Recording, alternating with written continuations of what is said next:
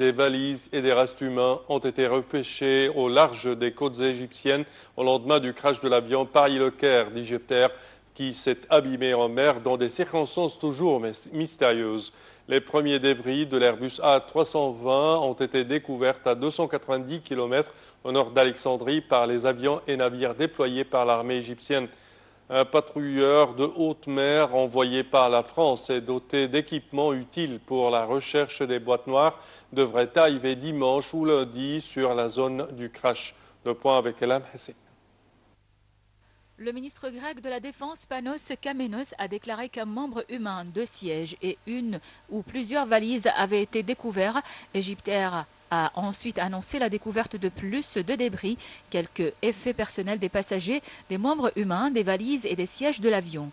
Les premiers débris de l'Airbus A320 ont été découverts à 290 km au nord d'Alexandrie par les avions et navires déployés par l'armée égyptienne.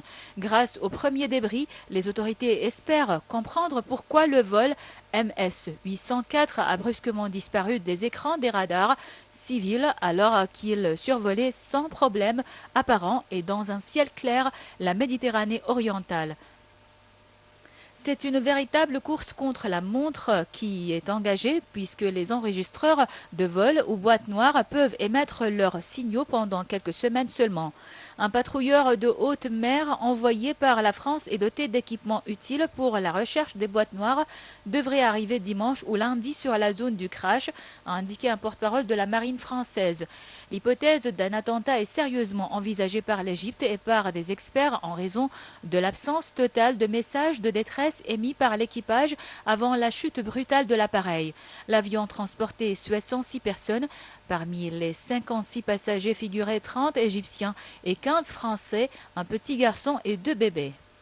Selon le Wall Street Journal, le système de transmission automatique de données de l'Airbus A320 a envoyé des messages signalant la présence de fumée dans la zone du cockpit de l'avion avant le crash.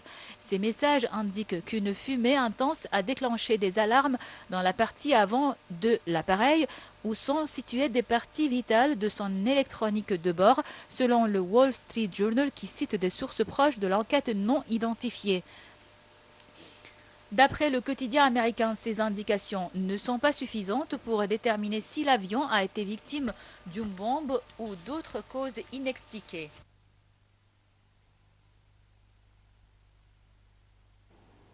La France a réaffirmé que tous les scénarios restaient à l'étude sur les causes du crash de l'Airbus d'Egyptair après des déclarations de médias américains sur la détection de fumée d'origine indéterminée dans la partie avant de l'appareil peu avant le crash.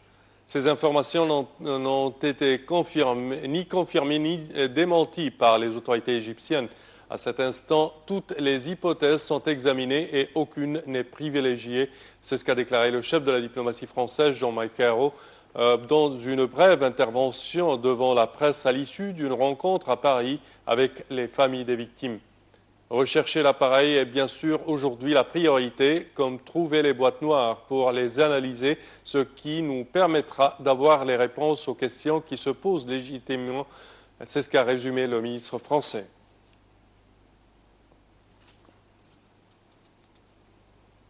Les États-Unis écartent la possibilité de mener des frappes communes avec la Russie en Syrie, mais discutent avec Moscou des moyens de mieux faire